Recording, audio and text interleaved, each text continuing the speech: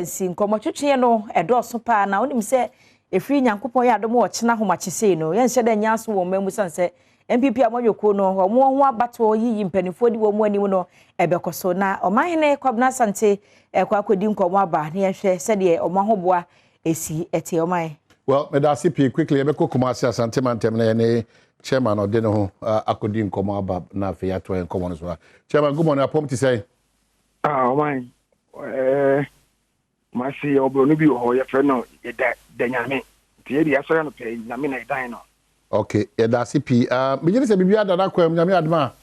Abato no wa ye krado hihye bibia egu akwam a ebeba so ama ye hu de da ye be kwa akoso. My menya sure sabano ebetuma abasotina.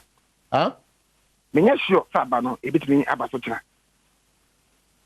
Onya sure sabano betumi ato. Menya sure kra sabano ebetumi abasotina. Minni na me betuma jinsu wadi. What's the problem? My sure obi ayi koto aba ebesine.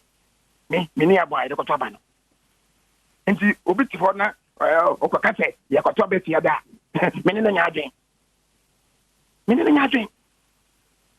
Now, Chairman, what now 2 days to your election? I feel now we're raising this objection. Oh my, Sabi, Eduma, my yacht, Eduma, no, we are the man, Eduma. My elected Kwakoma region committee now. Or say elections, no. Midibia Kwakoma, Honorable Dambutri, a committee. Ebesine me sanka hwe o tsan mi ni se abato no ebitimi abaso enchemu ni se enioma omudi agu akwan mu no ade enkoyie ana what's the problem?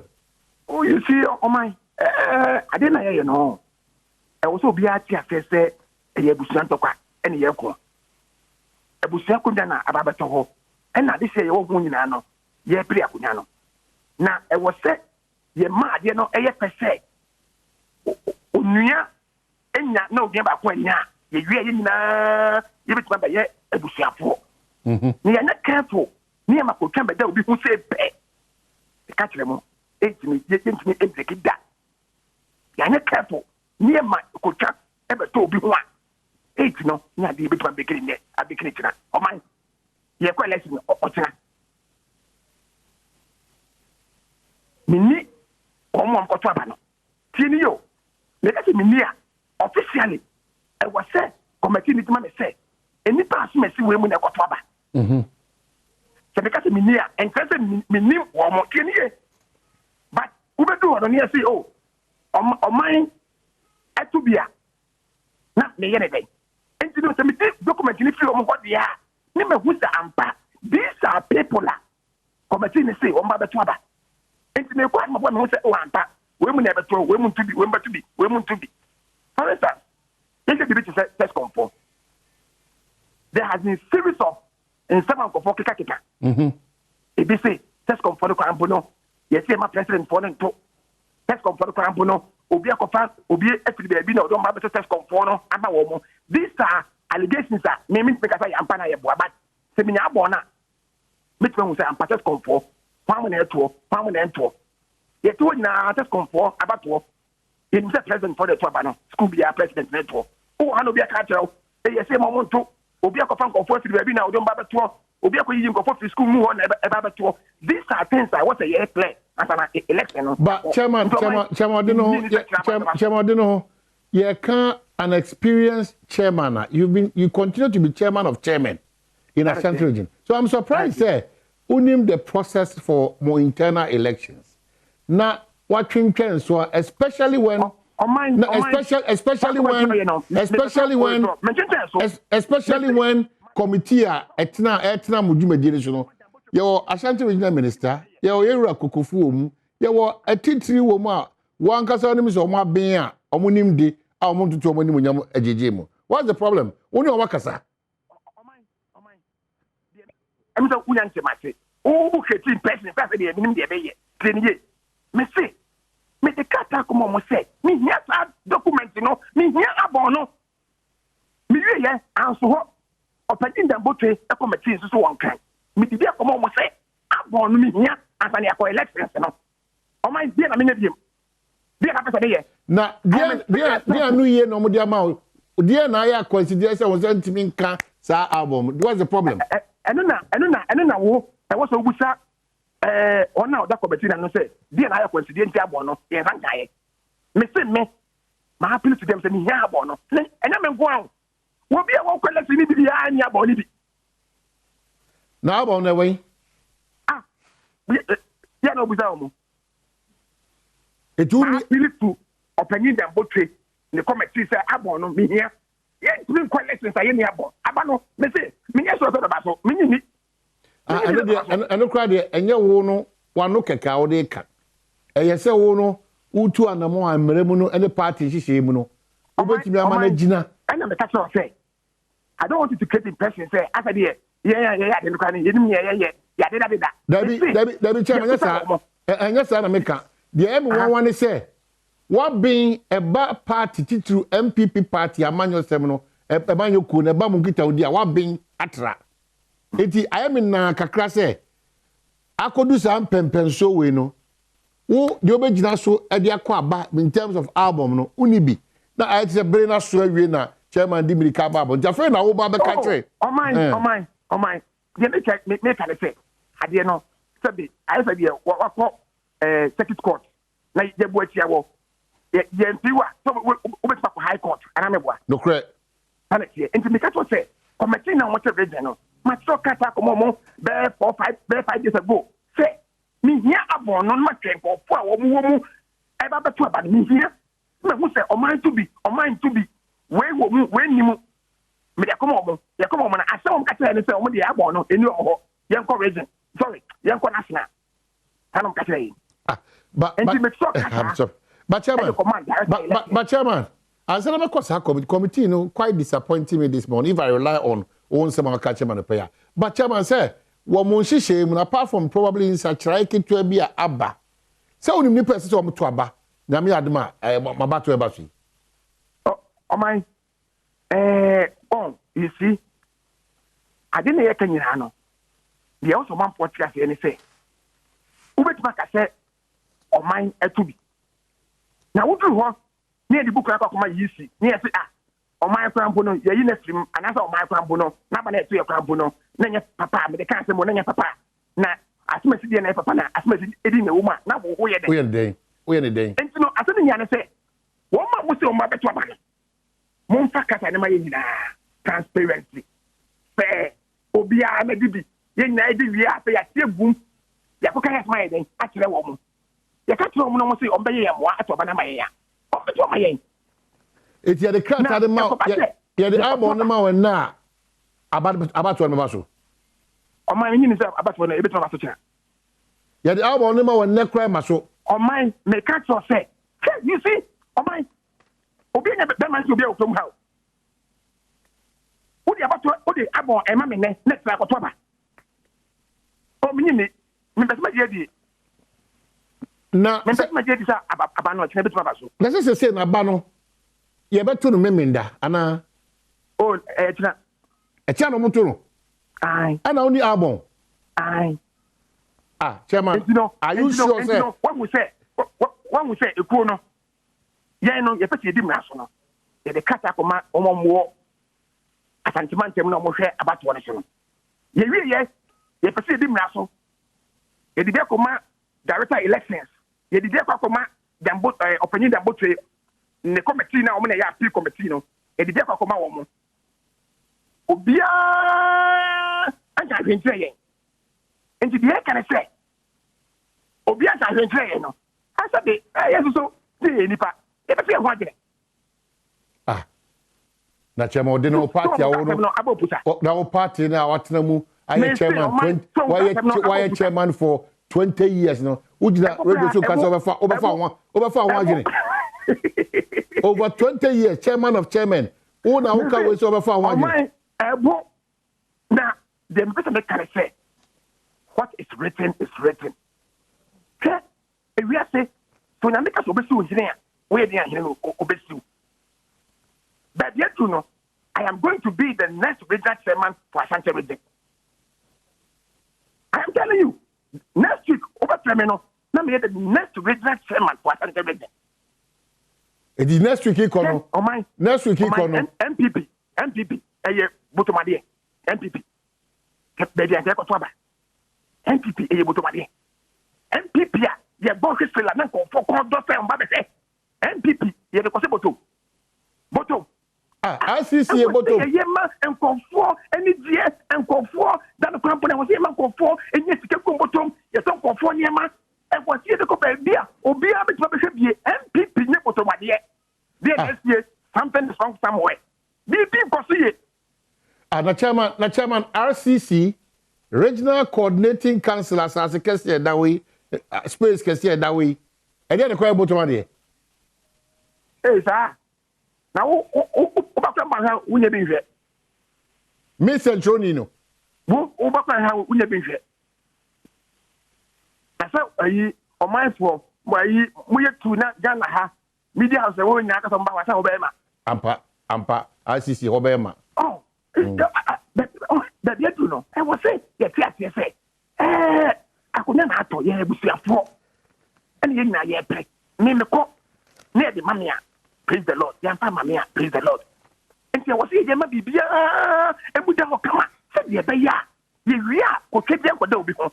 Because me ye wia na ma ko twede me ho a. Ko sa so ye to ho enkoda o. Enkoda. All right. Obi an ko kan sem entre delegates no. O ka chiro mu wie. Na ba no mbeto ma na no ma to ma no na ko ba se asa de bibi na obi di se ba bibi na ko to ba ekra na wuni abo na e na ko to ba only chairman Koka no me ameno no and you know almost say we are the next Ashanti regional chairman on my me say what is written is written the Koka no no ordinary apia chairman ordinary kwaku apia to vote for me now what confidence when you na Osaka say who confidence when you na Osaka say continue about who confidence when you na Osaka say continue who confidence when you na Osaka say continue about mu no who say true na ayi say wo unya kwa behwe bi ana me boa na say the osi gina so awo kasa the next Ashanti regional chairman odino kwaku apia Koka ave wo say dwane me nkwe de me kan say wo unya kwa behwe bi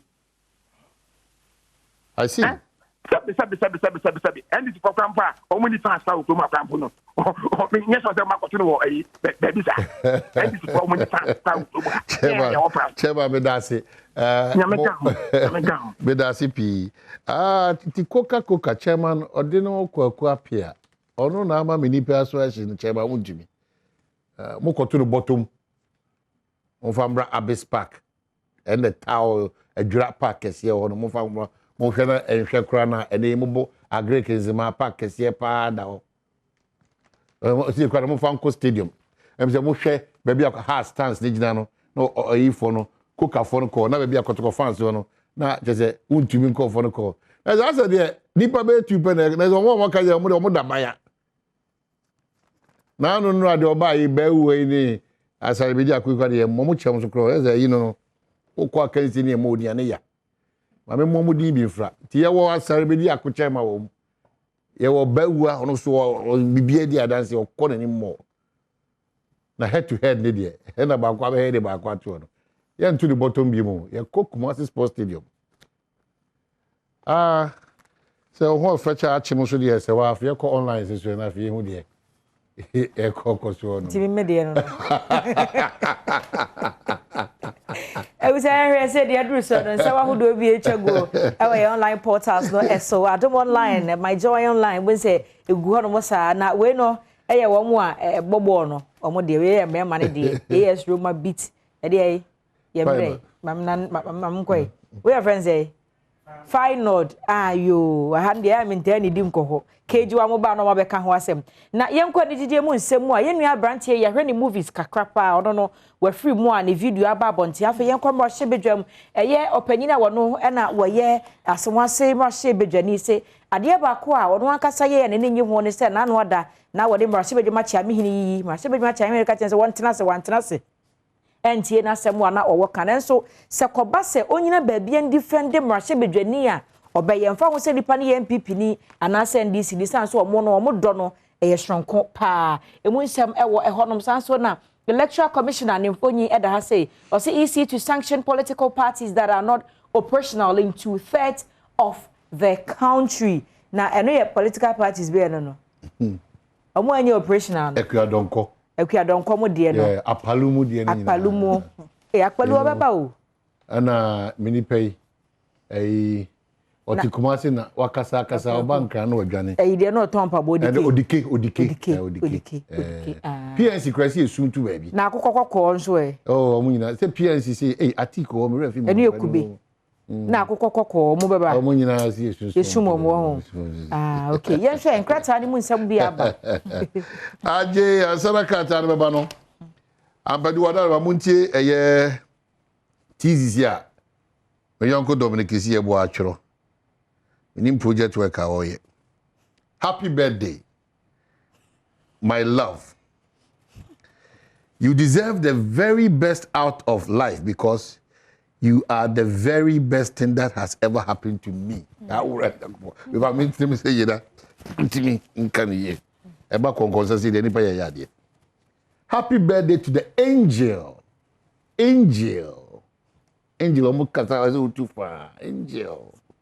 Angel of my life. Hey, Charlie, Dominic, wait here. It's about the diamond tea. Lady D, yo, maybe.